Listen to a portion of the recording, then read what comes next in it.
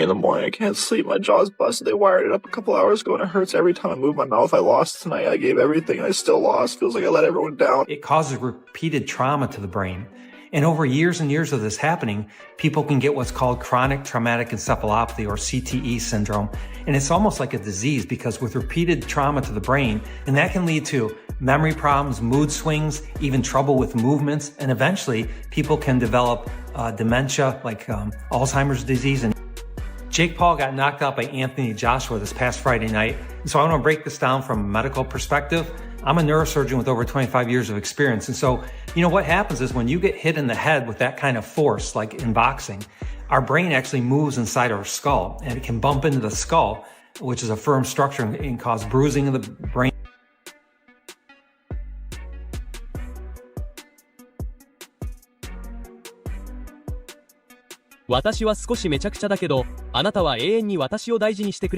Jake Paul gets his jaw broken. Not only that, but he gets his lower jaw broken from the right and the left side, so both sides. And not only this, following that, he went through an emergency surgery procedure to get that sorted out, and titanium plates were inserted to help stabilize the case. This will take long to fully heal. Drinking every night and doing all this and beat you. Yeah, it was bad. If you look at the fight, he was much slower. He only threw a hook. Jake Paul's boxing dream came crashing down in brutal fashion. He left the ring with a broken jaw, missing teeth, and Gervonta Davis watching from the sidelines with a smile. The real surprise wasn't that Anthony Joshua knocked him out. It was how quickly the illusion fell apart, and why this single night could permanently change Jake's future in boxing.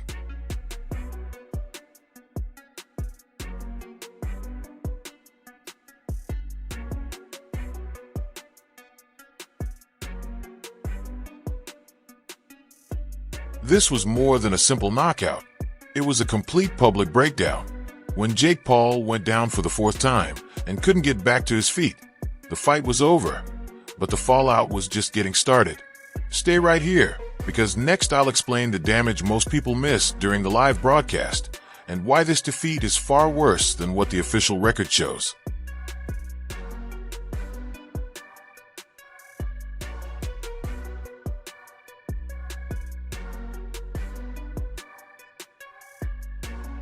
He was going to tie him down and catch him with a good shot and shit like that. So wait, do you think, curious, because it's a business aspect, but again, I'm still a nigga and I'm still a casual fan, so I'm being real. A few hours later, Jake posted his x-rays online. His jaw was clearly broken in 2 places. Teeth were missing, titanium plates were needed, and somehow the caption shocked people even more than the image itself. From a hospital bed, he called out Canelo. Don't scroll away, because the reaction to that single post set the boxing world on fire. Pushed down on the back of his neck, pushed down on the back of his head, got him to the ground. There was a few times where Jake looked like he was going for a takedown. Again, that was Jake trying to engage in the clinch, and AJ smartly moved back. In one instance, I think it was the 5th round, Jake engaged for a clinch, AJ moved back and started punching. That call-out spread fast, and not in a good way. Fans laughed, fighters shook their heads, and insiders quietly admitted what they already believed. Anthony Joshua's power is no joke, and Jake Paul stepped into a level of danger he had never faced before. In just a moment, I'll explain why doctors say this kind of damage changes everything. Anthony Joshua sleeping Jake and breaking his jaw in 2 different places, along with breaking his teeth. Gervonta joined the fun with the rest of the boxing community by throwing a meme on Jake Paul. That was his reaction, as you guys see above. Behind the scenes, things were much worse than Instagram made them look. Emergency surgery lasted through the night. Surgeons rushed to stabilize injuries they usually see after serious car accidents, not boxing matches. And if that sounds exaggerated, keep watching, because the medical details are truly alarming. Paul was knocked out in round 6 and suffered 2 fractures to his left jaw. Here's the moment that did it. Chin served on a platter for that right hand right there.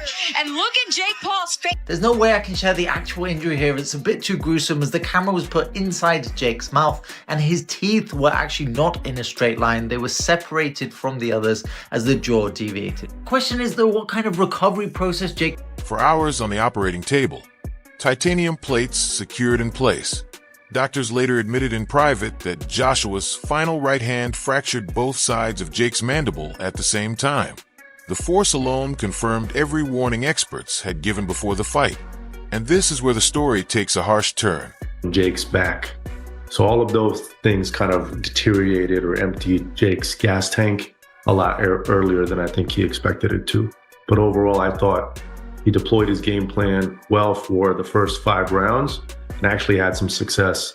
He even moved AJ back a few times, 1 by just jabbing in the air, and 2 when he caught him. While some people offered sympathy, Gervonta Davis watched it all with clear satisfaction. If you're wondering why Tank's reaction has divided the boxing world right down the middle, stay with me, because this is where the controversy really explodes. Yeah, he just represents everything that's wrong with boxing, unprofessionalism, and he's getting what he's reaping what he sows. But I hate working with people like that. He stands everyone up, film crews, everything. Doesn't do any promotion. Sources close to Davis say the hospital photos didn't frighten him at all. They amused him. He laughed, replayed the knockout, and kept repeating the same line. Jake was never made for real boxing. Before judging that reaction, though, wait until you hear the history that led to this moment. Knocked out in round 6 and suffered 2 fractures to his left jaw. Here's the moment that did it. Chin served on a platter for that right hand right there. And look at Jake Paul's face. There's no way I can share the actual injury here. It's a bit too gruesome as the camera was put inside Jake's mouth and his teeth were actually not in a straight line. They were separated from the others as the jaw deviated. The question is though, what kind of recovery process Jake would... This tension didn't begin with Joshua. It started months earlier when Jake called out Tank, mocked him publicly, questioned his professionalism, and sparked a fight that was supposed to happen in Miami. Don't go anywhere, because the collapse of that matchup explains everything happening now. Back in and swung, but he did move him back.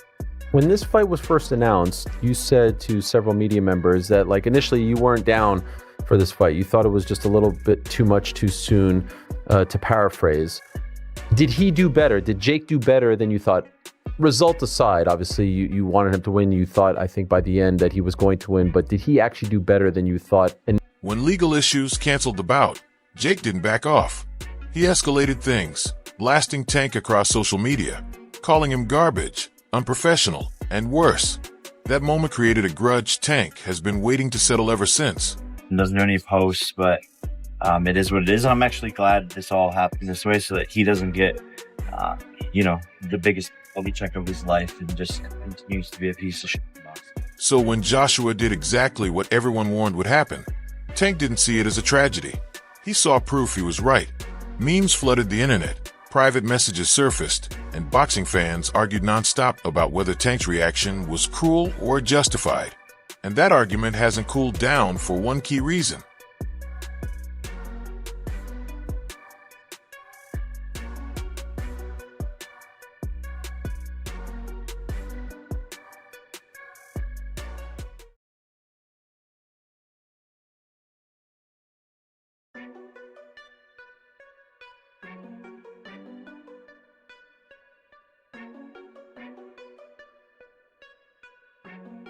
Some fans believe Tank crossed a line by mocking someone with a wired jaw and missing teeth. Others say Jake built his career on disrespect and finally faced the consequences. If you think that debate is over, wait, because the recovery timeline makes the situation even worse. Yeah, there's a lot of punching down, practicing, hitting below my knees, and a lot of speed. He warming up. We're now. sparring. That's what we need. We're sparring. Warm up. Some I know 8-year-olds. I got the 8-year-olds in there. If I find out anything, I'm gonna beat your ass and I'm gonna beat Jaden Love ass. On my mama, I'm gonna beat both of y'all ass. On my mama. And he laughing. He know. Doctors say bilateral jaw fractures like these don't heal quickly. 6 to 8 months at minimum before any contact, and possibly a full year away. Dental reconstruction, implants, bone grafts, and a long, difficult path back to anything close to normal. This is the point where Jake's career reaches a crossroads.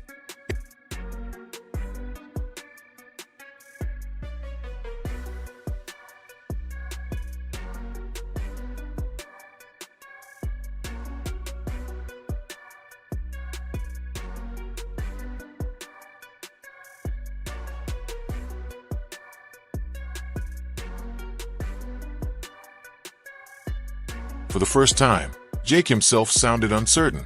He admitted he needs to fight smaller opponents. He admitted heavyweight was a mistake. He admitted he's stepping back.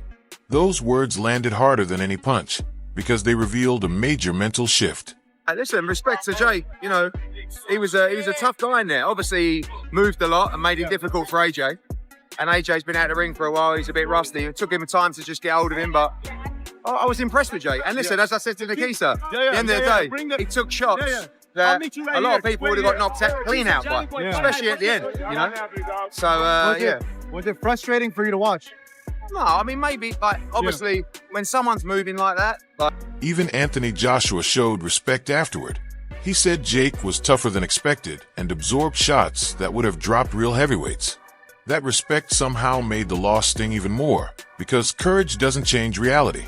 Respect to Jake Paul that we took a few rounds to get going because Jake was moving a lot and holding a lot, and you know it was difficult to nail him clean. I think, but eventually AJ took his time, cut him off, and smashed him about. And listen, respect to Jake Paul because that last shot, I know he broke his shattered his jaw, but it would have knocked most heavyweights out. So I've got to give him credit. I was going to say, in the end, are you pleased with that? Because obviously everyone. Now the boxing world is left with one big question. Does this end Jake Paul's experiment with elite boxing? Or does it spark a revenge comeback that pulls him back into danger once he heals? Don't click away, because the answer may already be taking shape. He at least won 3. No one expected him to last that long. Rolled his ankle, broke his jaw, still fucking fighting, man. Like, that's toughness. You know, most people wouldn't have the balls ever to step in a boxing ring in their life. He stepped in a boxing ring with one of the baddest men on the planet. Who's 40 pounds heavier than him and 6 inches taller. That's insane. He's one of the most skilled fighters on the planet, my brother. And when they're rugby tackling you, but he had to do what he had to do to survive. And he did that. So, you know, it's very difficult to go in like, you know, out of the ring for 14 months and just be razor sharp with a guy running. And so, yeah, probably 2 or 3 rounds more than expected. But fair play to Jake Paul. He was a lot tougher than I thought, and he took a lot more shots than I thought he could. What did AJ tell you inside the ring about the wicked fight? Respect to Jake Paul for taking the fight. Took a heavy shot, but you know what? What a fantastic fight he put on. But big well done to AJ. We knew from day one AJ was going to do it, but the better fighter was going to win. People said that Jake Paul was running. Do you feel like he ran, or do you I mean, against someone like AJ, AJ's a big guy, strong guy, and he can hurt you. So yeah, 100%, like, he's going to want to avoid his power, but you know what? He got caught in the corner and bang. Tank Davis remains champion, still trending, still seeing his name tied to Jake's collapse. The canceled fight now feels larger than ever, because if Jake returns, that shadow will still be waiting. Or Jake would have moved around the ring at 100 miles an hour. There's 2 things I would have done. Tried to shut Jake down at 100 miles an hour, or I would have gone on the back foot. So Jake decided to move around the ring, and I decided to put the pressure on. What I could have done better is a lot of things. 100%. In the fight game, you've seen the amazing fighters that... We'll argue that. He at least won 3. No one expected him to last that long. Rolled his ankle, broke his jaw, still fucking fighting, man. Like, that's toughness. You know, most people wouldn't have the balls ever to step in a boxing ring in their life. He stepped in a boxing ring with one of the baddest men on the planet. Who's 40 pounds heavier than him and 6 inches taller. That's insane. He's one of the most skilled fighters on the planet, my brother. Until then, the memes keep circulating, the arguments keep going, and the image that won't fade is simple. Jake Paul smiling before the fight and lying broken afterward. A single before and after that tells the entire story in one glance. Us over the last 100 years, and the expectations that we put on ourselves are immense, but I tried my best. Jake done well while it lasted, but if you remember what I said in the interview with Cameron is, fighting's not just physical, it's psychological. This wasn't just a defeat. It was a warning to every influencer who believes confidence can replace consequences. As Jake recovers quietly and Tank laughs publicly, boxing does what it always does. It reminds everyone that reality always hits back. Subscribe Boxing World.